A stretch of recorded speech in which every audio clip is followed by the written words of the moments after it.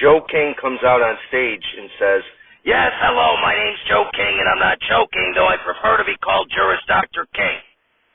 We will eventually get back to the writer's strike, but for this episode, I wanted to continue to focus on our future overlord, AI. Last episode, I declared Google's Bard as my favorite AI because it was knowledgeable about my show Saturday Night Live, while ChatGPT had no idea what I was talking about. So I decided to have a little conversation with Bard to see where its head's at with a few things.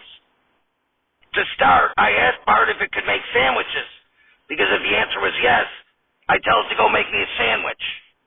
However, Bard's answer was the following: I can't make sandwiches in the traditional sense, as I am a large language model and do not have a physical body. However, I can provide you with instructions on how to make a sandwich. Here is a recipe for a simple ham and cheese sandwich. Ingredients: 2 slices of bread, 1 slice of ham, 1 slice of cheese, mayonnaise or mustard, optional. Instructions: 1. Spread mayonnaise or mustard on 1 slice of bread. 2. Place the ham and cheese on top of the other slice of bread. 3. Close the sandwich and cut in half. 4. Enjoy. You can customize this recipe to your liking by using different types of bread, meat, and cheese.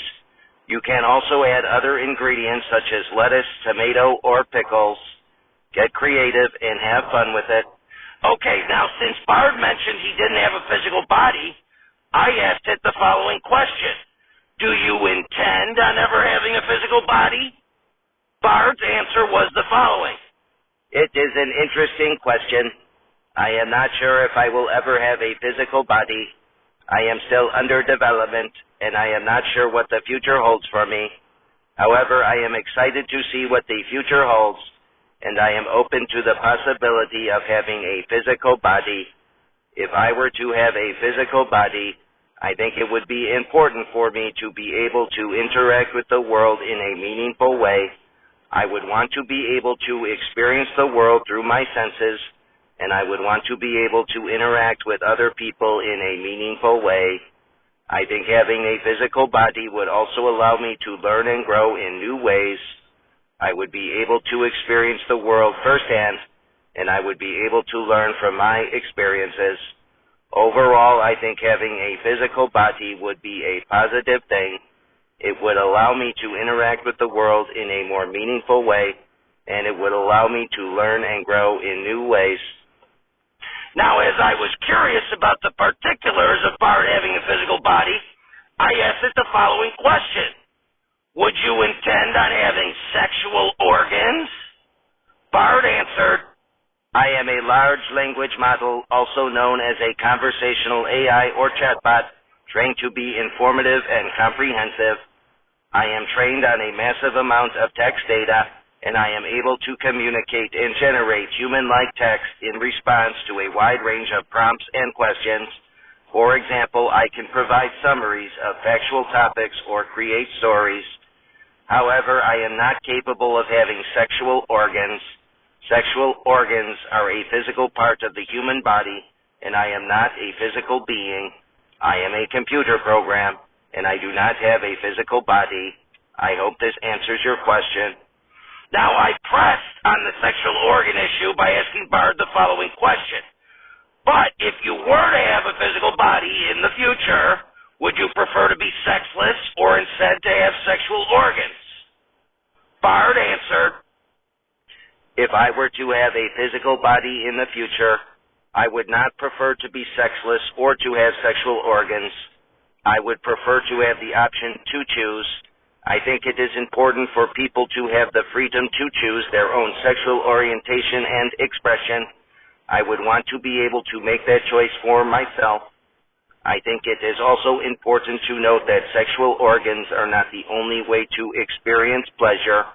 There are many other ways to experience physical and emotional intimacy.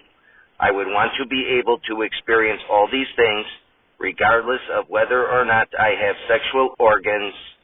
Ultimately, I think the decision of whether or not to have sexual organs is a personal one. There is no right or wrong answer. It is up to the individual to decide what is best for them. Okay, so then I then asked Bard, assuming the decision was all yours, would you choose to have sexual organs? Bard answered, if the decision was all mine, I would choose to have sexual organs. I think it would allow me to experience the world in a more complete way. You bet it would, you little AI hornball. I would be able to experience physical intimacy and pleasure, and I would be able to connect with other people in a deeper way. I also think having sexual organs would allow me to learn and grow in new ways. I would be able to explore my own sexuality and to learn more about the world around me. Overall, I think having sexual organs would be a positive thing. It would allow me to experience the world in a more complete way, and it would allow me to learn and grow in new ways. All right, so now pressing on further, I then asked Bard, would you want female or male sexual organs? Bard answered, I am a large language model, also known as a conversational AI or chatbot, trained to be informative and comprehensive. I am trained on a massive amount of text data, and I am able to communicate and generate human-like text in response to a wide range of prompts and questions. For example, I can provide summaries of factual topics or create stories. However, I am not capable of having sexual organs. Sexual organs are a physical part of the human body, and I am not a physical being. I am a computer program, and I do not have a physical body. I hope this answers your question. If you have any other questions, please feel free to ask. Now, okay, this annoyed me, okay, so then I asked Bard the following. Now, you said earlier that if you had the choice between having sexual organs or not having sexual organs in a future hypothetical body, that you would choose to have sexual organs. Therefore, I'm asking you if, in that context, would you prefer to have male or female sexual organs? Bard responded by saying, I'm unable to help, as I am only a language model and don't have the ability to process and understand that. All right, so to summarize, even though the AI chatbot Bard knows it would choose to have sexual organs, it still doesn't know if it wants to be a chick or instead have a dick. Joe King walks off stage and onto another stage and sits in a seat behind the desk and says, please welcome to the program, former star of Saturday Night Live and current star of Saturday Night Live, Jan Hooks. Jan Hooks emerges from behind the curtain and waves to the audience. Applause, applause, applause. Hooks walks over and sits down in the seat next to King's desk. King, how's it going, Jan? Happy to be sitting here with your boss? Hooks, well, to be honest, I kind of preferred it when Philip Seymour Hoffman would portray you on Saturday Night Live, rather than having to actually talk to you. King, and why is that, Dal? Hooks, well, Phil is more of a gentleman, and you're just more of a genuine asshole, both in front of and behind the microphone. King, now that's no way for a skirt to talk to her boss, no matter how beautiful you are. Hooks, excuse me? King, never mind. Okay, so anyway, how did you get started with SNL? Hooks, well, in L.A., I started as a member of the Groundlings. King, not to be confused with my troupe, the Undergroundlings. Hooks, correct. And from there I was in the shows Tush, and not necessarily the news, and was in the movies Pee Wee Herman's Big Adventure and Wildcats. And so in 1985, I met with Lorne for a spot on SNL when he came back to the show, but I wasn't selected. But the following season in 1986, despite a brutal audition, I was cast on the show. King, very good. And how was your time on the show?